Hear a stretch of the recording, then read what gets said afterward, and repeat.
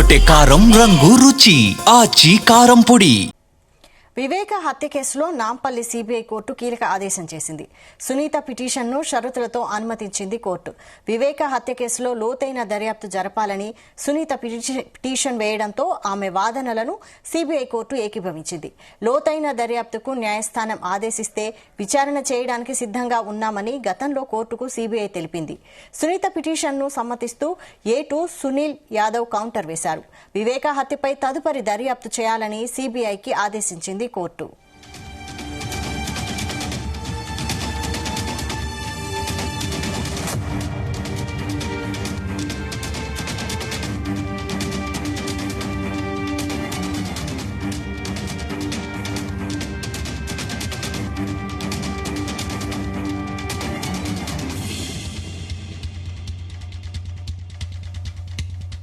ఇదే అంశంపై మరిన్ని డీటెయిల్స్ మా ప్రతినిధి రామచంద్ర అందిస్తారు. రామచంద్ర. వైశాలి, వైఎస్ వివేకానందరెడ్డి హత్య కేసు సంచలన మలుపు తిరిగిందని చెప్పుకోవచ్చు. తదుపరి దర్యాప్తు కొనసాగించాలని సిబిఐ కోర్టు ఆదేశాలు ఇచ్చింది. తన తండ్రి హత్య కేసు దర్యాప్తు ఇంకా ముగియలేదని, కాల్ రికార్డుల ఆధారంగా మరింత దర్యాప్తు చేసి సూత్రధారులను పట్టుకోవాలని వివేక కుమార్తె సునీత దాఖలు చేసినటువంటి పిటిషన్ పై విచారణ జరిపిన సిబిఐ కోర్టు ఈ రోజు నిర్ణయం ప్రకటించింది. దీంతో సిబిఐ తదుపరి విచారణ వేగవంతం అవుతుంది. మరొకసారి మళ్ళీ విచారణ కొనసాగించేందుకు సిబిఐకి అనుమతి ఇవ్వడంతో సిబిఐ అధికారులు కూడా సంసిద్ధం అవుతున్నారు. గతంలో వివేక హత్య గురించి జగన్మోహన్ రెడ్డికి తెల్లవారుజామునే తెలిసిందని మాజీ సీఎం కల్లం అజయ్ రెడ్డి సిబిఐకి స్టేట్మెంట్ ఇచ్చారు. ఆ విషయం దుమారం రేగింది. ఎవరికీ తెలియక ముందే జగన్ కి ఎలా తెలిసిందని ప్రశ్నలు వచ్చాయి. అయితే అప్పటికే సిబిఐ దర్యాప్తు ముగిసింది. తదుపరి దర్యాప్తు జరగలేదు. ఇప్పుడే దర్యాప్తు జరగడానికి గ్రీన్ సిగ్నల్ ఇప్పుడు కోర్టు ఇచ్చింది. వైఎస్ వివేక హత్య కేసు ప్రస్తుతానికి ఎక్కడిదక్కడే ఉంది. ఎక్కడ వేసిన గొంగలి అక్కడే ఉన్నట్లు సందంగా ఉంది. అయితే సుప్రీంకోర్టు గతంలో దర్యాప్తు పూర్తి చేసేందుకు గడువు పెట్టింది.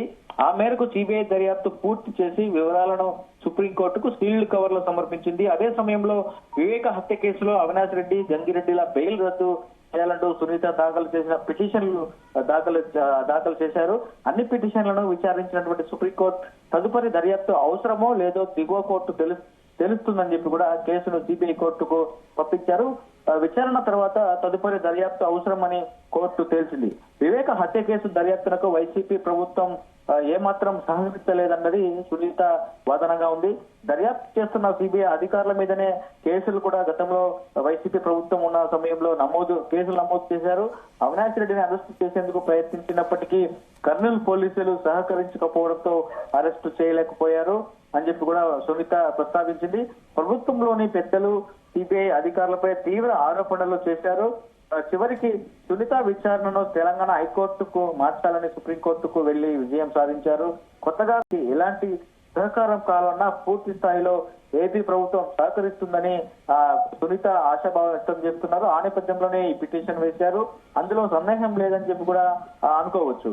వైఎస్ వివేక హత్య కేసులో రాజకీయ కోణాలు ఉన్నాయనేది సిబిఐ చెప్తున్నమాట. అందుకే ఈ కేసును వీలైనంత వేగంగా కూడా కొలిక్కి తీసుకువచ్చి ప్రజలకు వ్యవస్థలపై నమ్మకం పెంచాలని అభిప్రాయాలు కూడా ఎక్కువగా వినిపిస్తున్నాయి. ఈ దిశలో త్వరలో సిబిఐ మరోసారి విచారణ జరపడం, ఈసారి ఆటంకాలు లేకుండా వేగంగా దర్యాప్తు పూర్తి చేసి నిందితుల్ని జైలుకు పంపడం ఖాయమని చెప్పి కూడా రాజకీయ నిపుణులు అయితే చెప్తున్నారు. ఈ విషయంలో వచ్చే 2-3 నెలల్లో కీలక పరిణామాలు కూడా చోటు చేసుకుంటాయని కూడా అంచనా వేస్తున్నారు. వైఎస్ సునీత కూడా అదే నమ్మకంతో ఉన్నారని మాత్రం తెలుస్తుంది. అయితే మళ్ళీ కేసు మొదటి నుంచి విచారణ చేసి ఎక్కడైతే మిస్ అయ్యారో అక్కడి నుంచి, అలాగే ఇందులో ఎవరిని ఇంకా సాక్షులుగా కావచ్చు, ఇంకా ఎవరిని విచారణ చేయాలి, అలాగే ఎవరిని అక్యూజ్డ్ గా భావిస్తున్నారో సిబిఐ వారందరినీ కూడా ఈసారి మళ్ళీ పిలిచి లేదా వారిని రిమాండ్ కు తీసుకొని కస్టడీకి తీసుకొని కూడా విచారించే అవకాశాలు అయితే చాలా స్పష్టంగా కనిపిస్తున్నాయి. అయితే అవినాష్ రెడ్డికి ఈసారి అరెస్టు తప్పదు అన్న ఒక మాట కూడా ఎక్కువగా వినిపిస్తున్నటువంటి పరిస్థితి. గతంలో బెయిల్ మీద వచ్చి అరెస్టు కాకుండానే బెయిల్ తెచ్చుకొని ఆయన బయట ఉన్నారు. అయితే ఈసారి ఆ బెయిల్ కూడా రద్దు చేసి ఈ విచారణలో భాగంగా ఆయన అరెస్ట్ చేసే అవకాశాలు కూడా ఎక్కువగా ఉన్నాయి. అలాగే జగన్మోహన్ రెడ్డికి తెలిసే ఇదంతా జరిగింది అని సునీత చెప్తున్నటువంటి వాదనలు కావచ్చు, ఆరోపణలు కావచ్చు, వీటన్నింటినీ కూడా ఆధారంగా చేసుకొని ఇంకా ఎంతమందిని విచారిస్తారు, ఇందులో ఎవరిని ఇంకా అరెస్టు చేస్తారు అనేది కూడా చాలా సస్పెన్స్ గా ఉంది. మరి సిబిఐ పనితీరు ఎలా ఉంటుందో అనేది కూడా మనము భవిష్యత్తులో చూడాల్సి ఉంటుంది Vaishali. Okay, thank you Ramachandra.